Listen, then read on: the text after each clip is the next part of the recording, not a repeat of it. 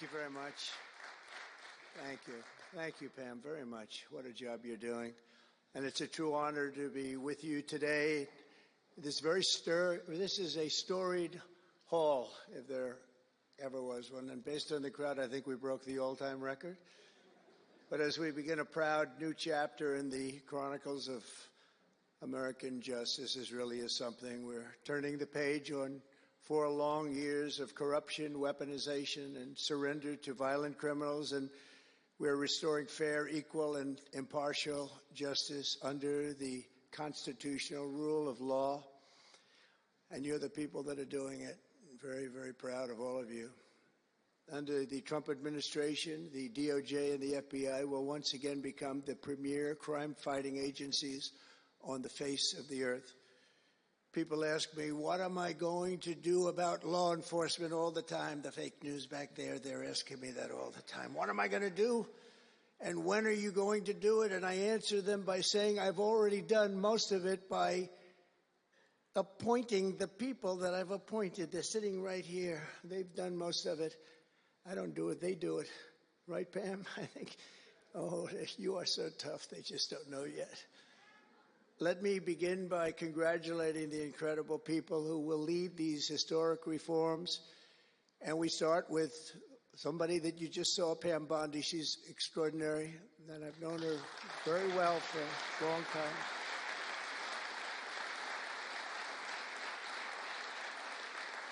I watched her for a long time in Florida, for years in Florida, and highly experienced. She seems so young, but she's highly experienced, that I can tell you. She was a phenomenal attorney general in Florida, and she's going to do a really amazing job. Also, our new director of the FBI, Kash Patel. Kash, right.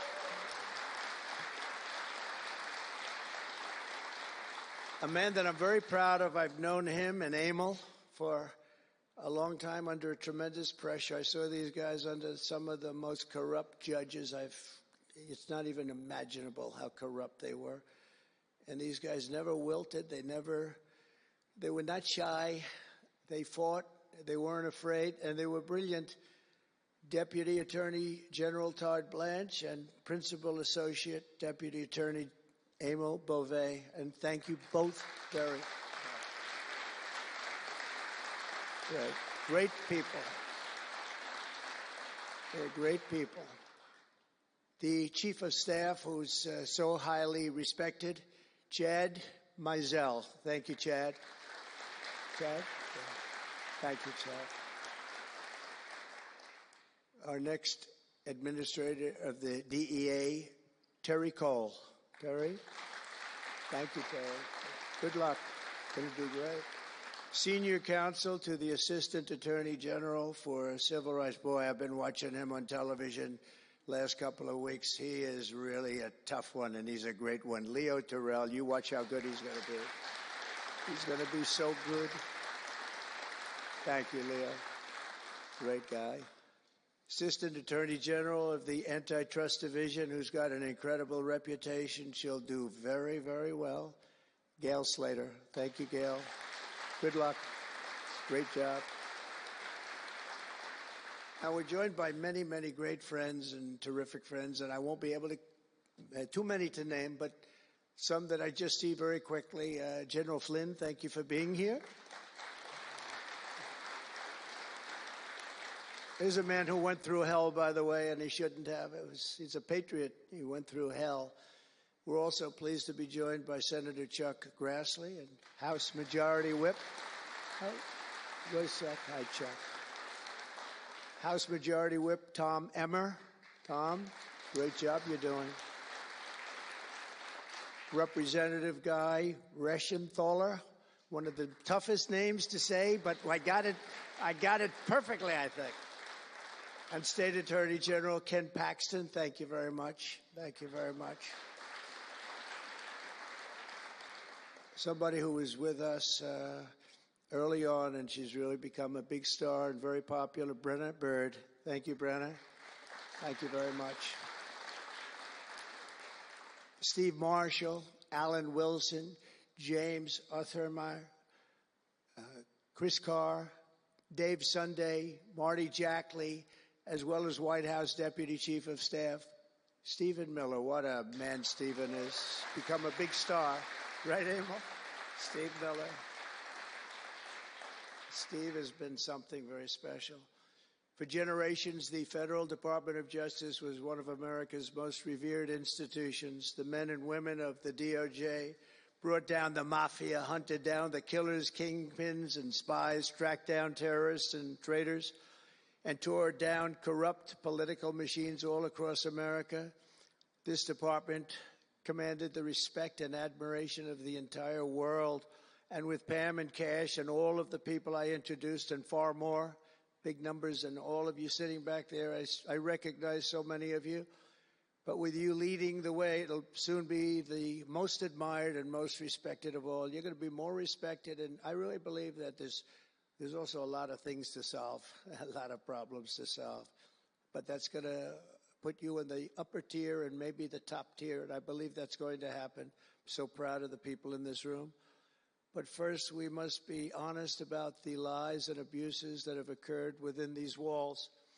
Unfortunately, in recent years, a corrupt group of hacks and radicals within the ranks of the American government obliterated the trust and goodwill built up over generations. They weaponized the vast powers of our intelligence and law enforcement agencies to try and thwart the will of the American people. You remember the 51 intelligence agents that said, as an example, that Hunter Biden's laptop from hell came from Russia when they knew it came right from his bedroom. They knew that. It was a big lie, and they knew it so well. They spied on my campaign, launched one hoax and disinformation operation after another, broke the law on a colossal scale, persecuted my family, staff, and supporters, raided my home, Mar-a-Lago, and did everything within their power to prevent me from becoming the President of the United States. With the help of radicals like Mark Elias, Mark Pomerantz, and these are people that nobody's ever seen anything like it. So many others, but these are people that are bad people, really bad people. They tried to turn America into a corrupt, communist, and third world country. But in the end, the thugs failed and the truth won. Freedom won, justice won, democracy won, and above all, the American people won.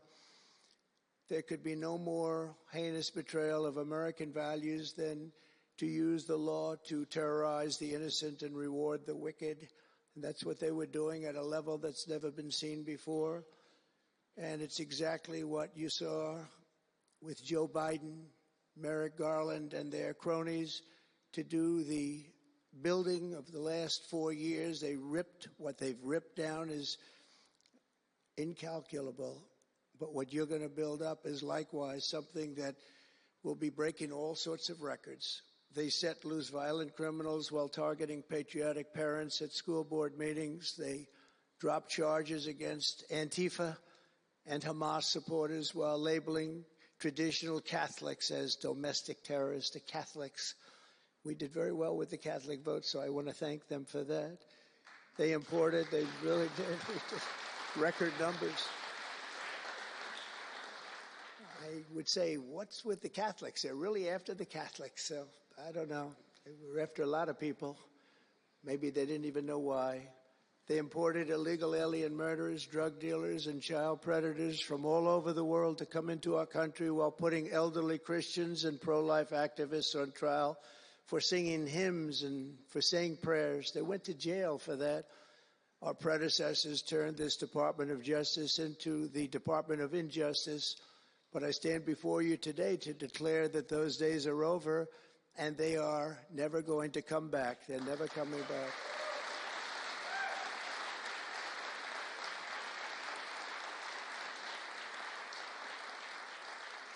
So now, as the chief law enforcement officer in our country, I will insist upon and demand full and complete accountability for the wrongs and abuses that have occurred.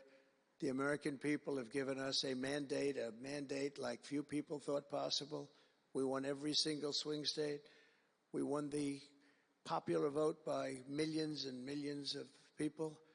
We won districts 2,750. Think of that, 2,750 districts compared to 505. So we want it at levels that have, I don't believe, ever seen before. That's the one where you see the map of the United States and it's all red. Red for Republican, not for communist. Red for Republican. They would like it to turn red for communist, but it didn't work out that way. The American people have given us a mandate and really a far-reaching investigation is what they are demanding into the corruption of our system. And that's exactly, I'm sure, what Pam and Cash and everyone else mentioned here and not mentioned is going to be doing. We will expel the rogue actors and corrupt forces from our government. We will expose and very much expose their egregious crimes and severe misconduct, of which was levels you've never seen anything like it.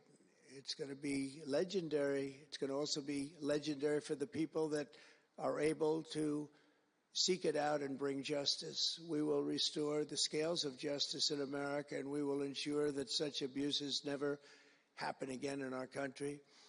And that's why on day one I signed an executive order banning all government censorship and directing the removal of every bureaucrat who conspired to attack free speech and many other things and values in America.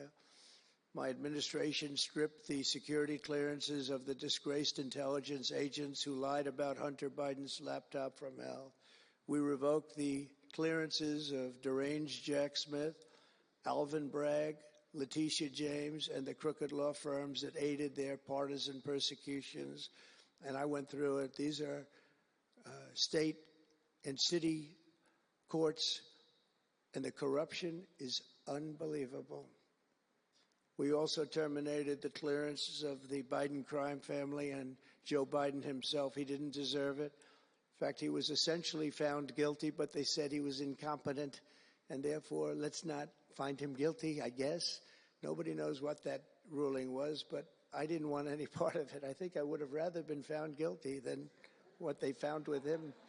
They said he didn't know what the hell he was doing, and therefore he's let him go.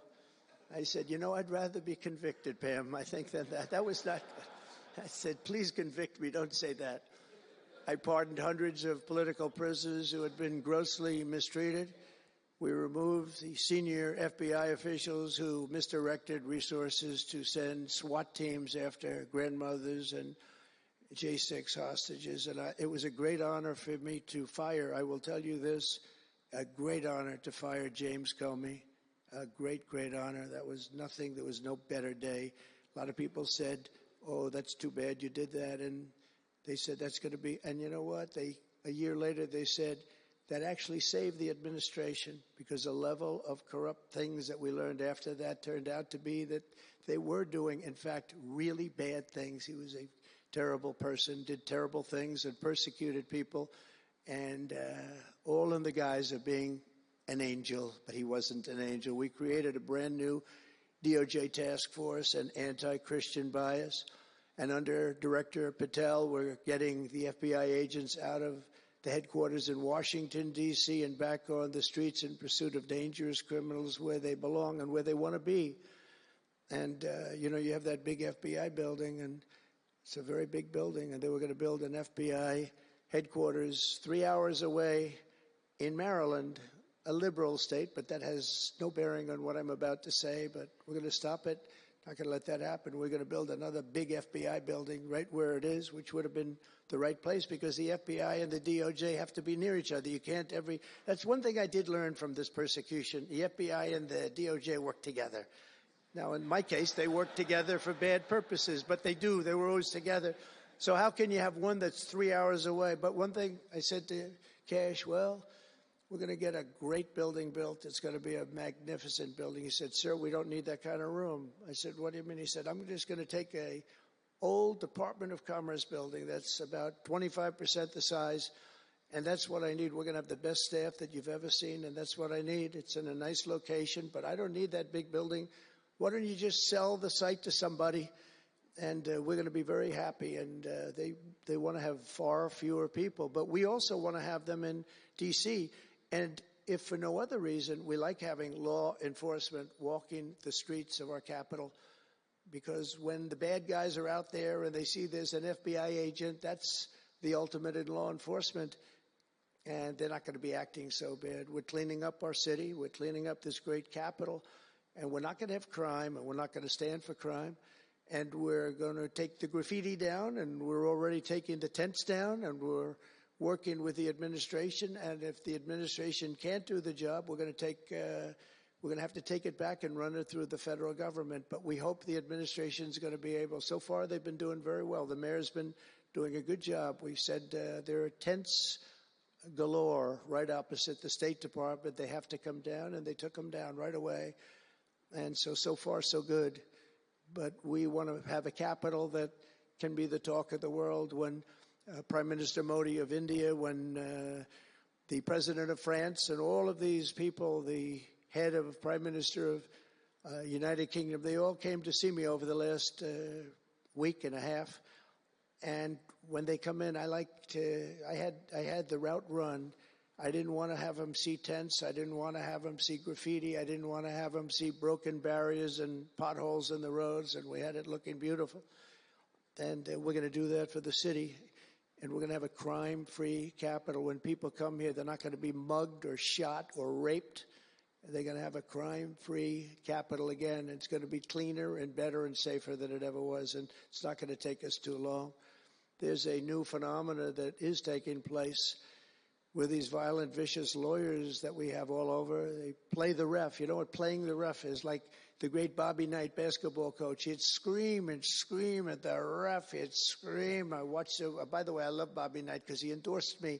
And having Bobby Knight's endorsement in Indiana was an extremely good thing. A friend of mine said I was running in Indiana at the time. This was early on, 2016. And I was doing great.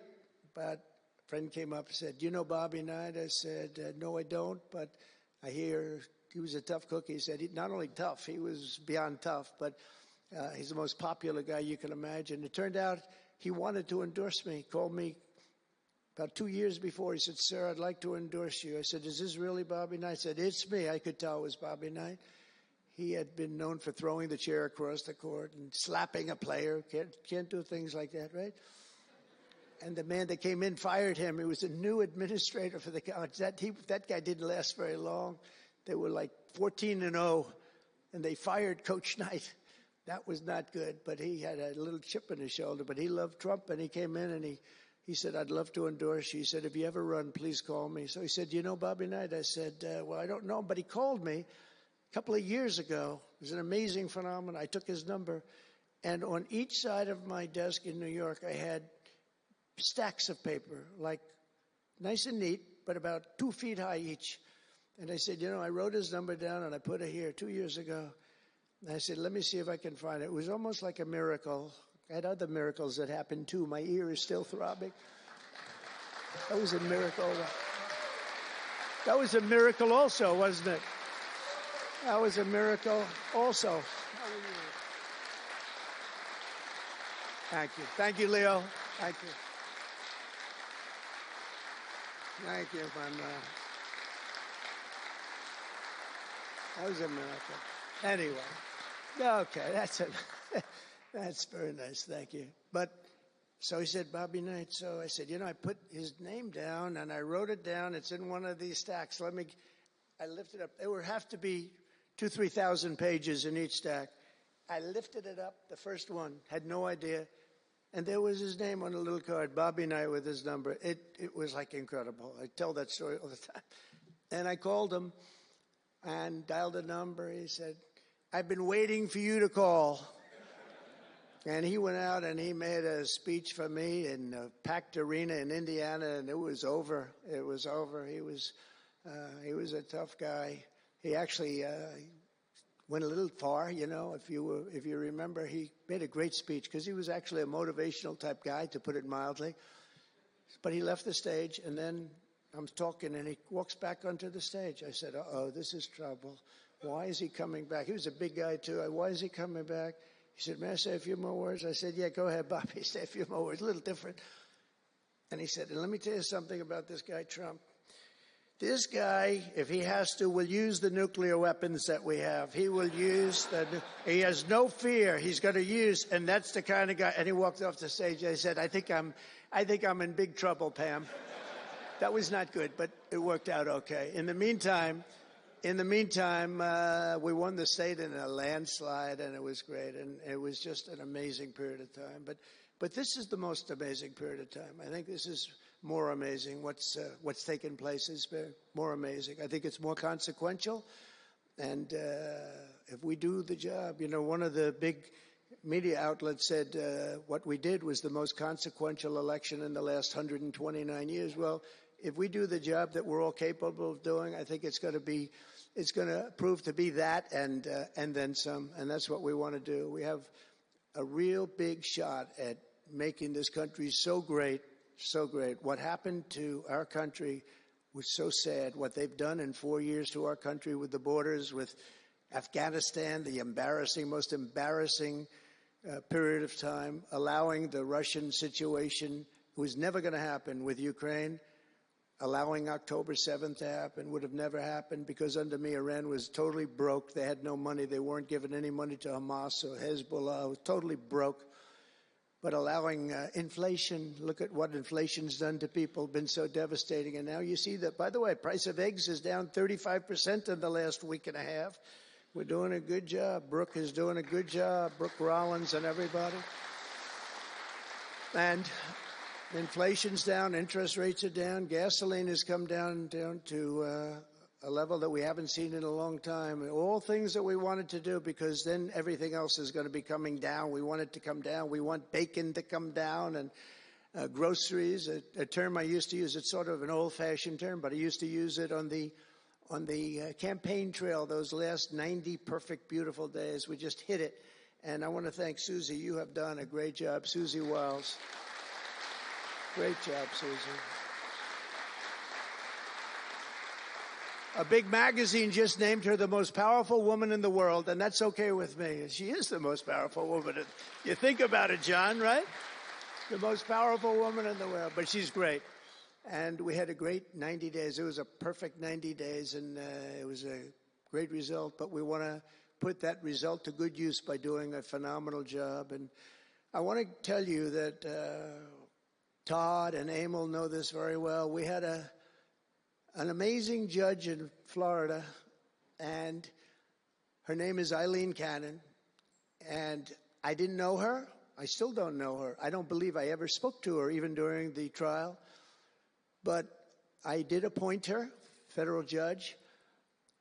And these fake lawyers, these horrible human beings, were hitting her so hard, public relations-wise. They were playing the ref. I don't think it's legal. I don't think it's legal. They might as well go out and just shout it in a courthouse. They were saying she was slow, she wasn't smart, she was totally biased, she loved Trump. I didn't know her, other than I saw her the couple of days that I was in court, and I thought her decorum was amazing. Anything bad they could say, though, they were saying about her, it was whatever they could say bad about a human being, all made up. Because actually she was brilliant. She moved quickly. She was the absolute model of what a judge should be. And she was strong and tough. And how do you get them to stop if you're a judge? How do you get them to stop with the playing the ref? Bobby Knight would play the ref. That's why I brought up the Bobby Knight story. He would play the ref. He'd scream at the ref. He'd scream so hard. Oh, boy, it was terrible, actually.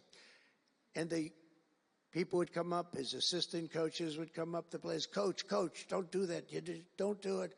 He said he's not going to change his tune, Coach. He called it. He's not changing. I don't care. And he's screaming. That's when he threw the chair. He starts going crazy. And he said, no, he's not going to change this time, but he's going to change for the next play. And sure as hell he did. You know, Bobby, by the way, had the last undefeated team in basketball. And relatively speaking, you know, he had a team. He always had a team. He never had that.